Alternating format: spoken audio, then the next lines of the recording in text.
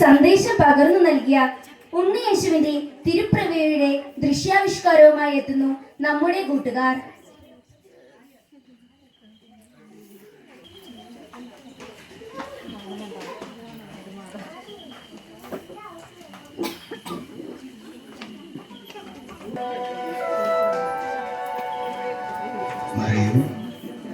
നീ ഭയപ്പെടേണ്ട. ദൈവസന്നിധിയിൽ നീ കൃപ കണ്ടെത്തിയിരിക്കും. നീ ഗർഭം ധരിച്ച് ഒരു പുത്രനെ പ്രസവിക്കും. അവന് യേശു എന്ന് പേരിടണം. അവൻ വലിയവനായിരിക്കും, അത്യുന്നതന്റെ പുത്രൻ എന്ന് വിളിക്കപ്പെടും. അവന്റെ പിതാവായ ദാവീദിന്റെ സിംഹാസനം ദൈവമായ കർത്താവ് അവന് നൽകും. യാക്കോബിന്റെ ഭവനത്തിന്മേൽ അവൻ എന്നേക്കും ഭരണം നടത്തും. അവന്റെ രാജ്യത്തിന് അവസാനം ഉണ്ടാവുകയില്ല. ഇതെങ്ങനെ സംഭവിക്കും? ഞാൻ പുരുഷനെ അറിയുന്നില്ലല്ലോ. പരിശുദ്ധാത്മാവ് നിന്റെ മേൽ വരും. അത്യുന്നതന്റെ ശക്തി നിന്റെ മേൽ ആവസിക്കും. ആകയാൽ ജനിക്കാൻ പോകുന്ന ശിശു പരിശുദ്ധൻ, ദൈവപുത്രൻ എന്ന് വിളിക്കപ്പെടും. ഇതാ നിന്റെ ചാർച്ചക്കാരി വൃദ്ധയായ എലിസബത്തും ഒരു പുത്രനെ ഗർഭം ധരിച്ചിരിക്കുന്നു. വന്ധ്യ എന്ന് പറഞ്ഞിരുന്ന അവൾക്ക് ഇത് 6-ാം മാസമാണ്. ദൈവത്തിന് ഒന്നും അസാധ്യമല്ല. ഇതാ കർത്താവിന്റെ ദാസി, നിന്റെ വചനം പോലെ എന്നിൽ നിറവേറട്ടെ.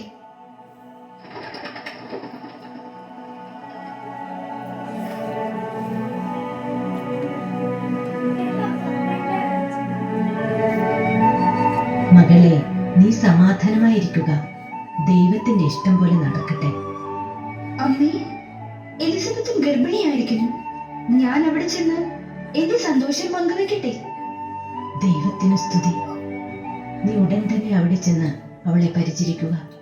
എന്റെ അന്വേഷണവും എലിസബത്തിനെ അറിയിക്കുക. അവസ്ഥയിൽ ഞാൻ അവളെ ഉപേക്ഷിച്ചാൽ ഈ സമൂഹം അവളെ കല്ലെറിഞ്ഞു കൊല്ലും. പക്ഷേ മറ്റൊരുവന്റെ ശിശുവിനെ ഉദരത്തിൽ വഹിച്ചിരിക്കുന്നവളെ സ്വീകരിക്കുന്നതും ഉചിതമല്ല. രഹസ്യമായി ഉപേക്ഷിക്കുന്നതാവും നല്ലത്.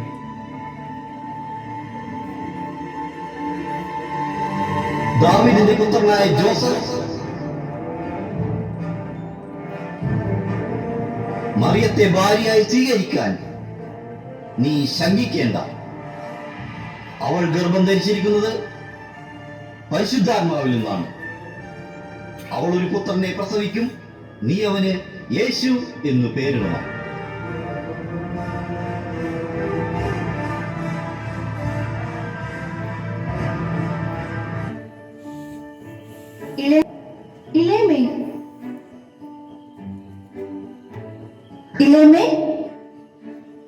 മറിയം, ദൈവത്തിന്റെ സന്ദേശം ലഭിച്ച ഭാഗ്യവതി. മറ്റെല്ലാ സ്ത്രീകളെയും ദൈവാനുഗ്രഹം ലഭിച്ചവളാണ് നീ. മറിയം, നീ ഒരു ദിവ്യ പൈതലിന്റെ മാതാവാകും.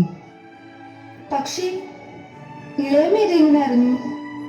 നിന്റെ വന്ദനസ്വരം കേട്ടപ്പോൾ തന്നെ എന്റെ ഉദരത്തിലെ ശിശു സന്തോഷത്താൽ കുതിച്ചു ചാടിയത് ഞാൻ തൊട്ടറിഞ്ഞു.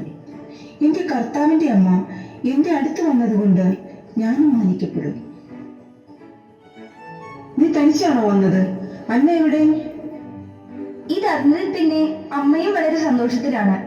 പക്ഷേ ഈ കുന്നും മലയും കയറിയുള്ള യാത്രയൊന്നും അമ്മയ്ക്ക് പറ്റില്ലല്ലോ. ദാ എന്തൊക്കെയോ തന്നു വിട്ടിട്ടുണ്ട്. അത് മാത്രമല്ല, ഞാൻ ഇനി കുറച്ചുനാൾ കഴിഞ്ഞ് മടങ്ങി പോകുന്നുള്ളൂ. എന്റെ കർത്താവിന്റെ അമ്മ എന്നെ പരിചരിക്കാനോ? ഇത് വിശ്രമിക്കേണ്ട സമയമല്ലേ? ഇളയമ്മയെ പരിചരിക്കുവാൻ ഞാൻ കടപ്പെട്ടവളാണ്. വരൂ.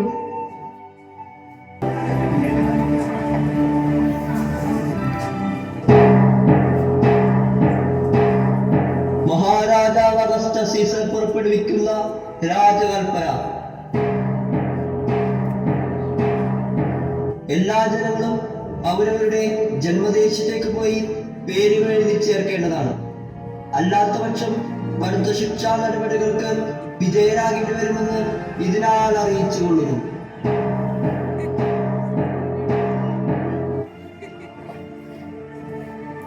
ബത്ലഹേമിലേക്ക് ഇവിടെ നിന്ന് ഒരുപാട് ദൂരമുണ്ട്. ഗർഭിണിയായ നിന്നെയും കൂട്ടി അത്ര ദൂരം സഞ്ചരിക്കുന്നത് ഉചിതമല്ല. പേരെഴുതി ചേർക്കപ്പെടണമെന്നത് രാജകൽപ്പനയാണ്. അതനുസരിക്കുവാൻ നമ്മൾ ബാധ്യസ്ഥരാണ്. രാജകൽപ്പനയാണ്, അതെനിക്കും അറിയാം. പക്ഷേ ശിശുവിന്റെ കാര്യം അത് നമ്മൾ ശ്രദ്ധിക്കേണ്ടതല്ലേ? ഇത് ദൈവനിശ്ചയമാണ്. ശിശുവിനെ ദൈവം കാത്തുകൊള്ളൂ. വരൂ, നമുക്ക് യാത്ര പുറപ്പെടാം.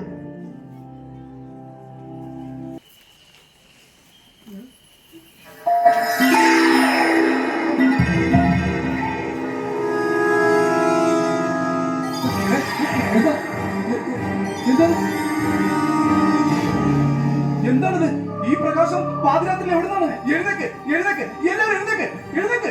എന്താ എന്താ എന്താ എന്ത് പറ്റി? എന്താ പ്രശ്നം? ഒരു വെട്ടം. വെട്ടമോ? എവിടെ എവിടെ? എന്ത് വിളിച്ചു?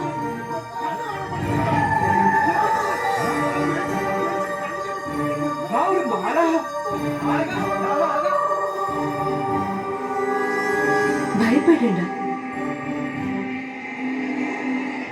ഇതാ സകല ജനത്തിനും വേണ്ടിയുള്ള വലിയ സന്തോഷത്തിന്റെ സദ്വാർത്ത ഞാൻ നിങ്ങളെ അറിയിക്കുന്നു. ദാവീദിന്റെ പട്ടണത്തിൽ നിങ്ങൾക്കായി ഒരു രക്ഷകൻ, കർത്താവായ ക്രിസ്തു ഇന്ന് ജനിച്ചിരിക്കുന്നു. നമുക്കൊരു രക്ഷകൻ പറഞ്ഞു. രക്ഷകൻ അറിഞ്ഞത് കേട്ടില്ലേ? ക്രിസ്തു. ഞങ്ങൾ എങ്ങനെയാ രക്ഷകനെ മനസ്സിലാക്കുക? അടയാളം ഞങ്ങൾക്ക് പറഞ്ഞതാ. ആ രക്ഷകനെ ഞങ്ങൾക്ക് കാണണം. ഇതായിരിക്കും നിങ്ങൾക്കുള്ള അടയാളം. പിള്ളക്കച്ച കൊണ്ട് പൊതിഞ്ഞ് പുൽത്തൊട്ടിയിൽ കിടത്തിയിരിക്കുന്ന ഒരു ശിശുവിനെ നിങ്ങൾ കാണും.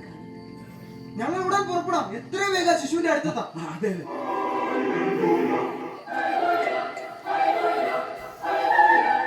അത്യുന്നതങ്ങളിൽ ദൈവത്തിന്റെ മഹത്വം, ഭൂമിയിൽ ദൈവകൃപ ലഭിച്ചവർക്ക് സമാധാനം.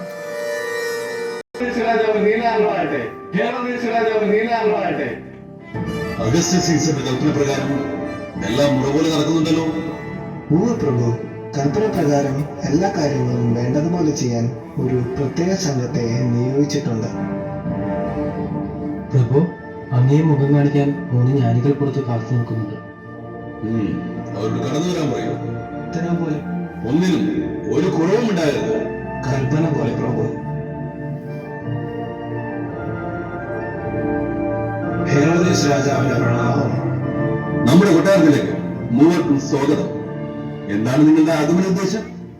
പ്രഭു, ഞങ്ങൾ പൗരസ്ത്യ ദേശത്ത് നിന്ന് വരുന്നവരാണ്.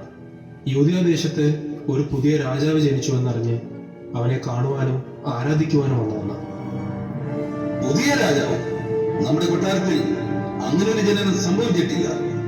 യൂദയ ദേശത്ത് അങ്ങനെ ഒന്നും ഉണ്ടായിട്ടില്ല. പിന്നെ നിങ്ങൾ ആരെ കുറിച്ചാണ് പറയുന്നത്? ഏത് രാജാവിനെ കുറിച്ചാണ് സംസാരിക്കുന്നത്? ജനനം സംഭവിച്ചു എന്ന് ഞങ്ങൾക്ക് വെളിപാടുണ്ടായിരുന്നു. ശിശുവിനെ കണ്ടെത്താൻ യാത്ര പുറപ്പെട്ട ഞങ്ങൾ വഴികാട്ടിയായി കിഴക്ക് ദിക്കിൽ ഒരു നക്ഷത്രമാണ്. ആ നക്ഷത്രം ഞങ്ങളെ ഈ ദേശത്തേക്കാണ് നയിച്ചത്. അങ്ങയുടെ കൊട്ടാരത്തിൽ അങ്ങനെ ഒരു ജനനം സംഭവിച്ചിട്ടില്ലാത്തതിനാൽ ഞങ്ങളെ തിരികെ പോകാൻ അനുവദിച്ചാൽ.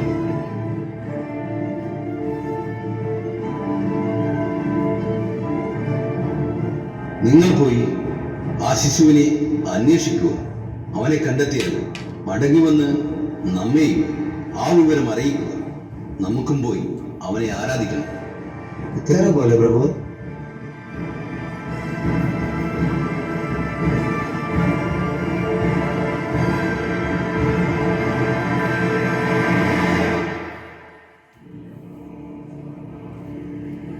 ആരോടെ?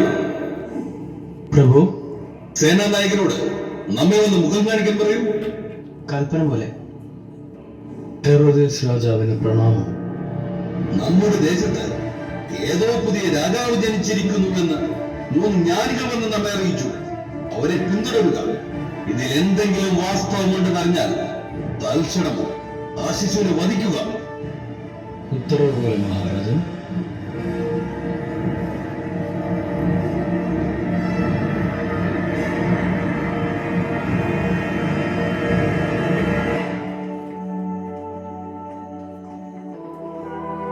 അത്യുന്നതങ്ങളിൽ ദൈവത്തിന് മഹത്വം, ഭൂമിയിൽ ദൈവകൃപ ലഭിച്ചവർക്ക് സമാധാനം.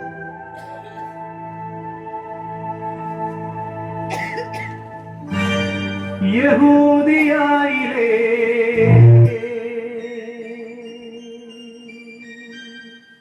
ഒരു ഗ്രാമത്തിൽ ഒരു ധനുമാസത്തിൻ കുളിരും രാവിൽ രാപാത്തിരുന്നു വ്രജപാലക ദേവനാദം കേട്ടു ആമോദര. താരകം തന്നെ നോക്കി ആട്ടിടയർ നടന്നു, താരകം തന്നെ നോക്കി ആട്ടിടയർ നടന്നു. തേജസ് മുന്നിൽ കണ്ടു അവർ വേദലൻ തന്നിൽ വന്നു, തേജസ് മുന്നിൽ കണ്ടു അവർ വേദലൻ തന്നിൽ വന്നു.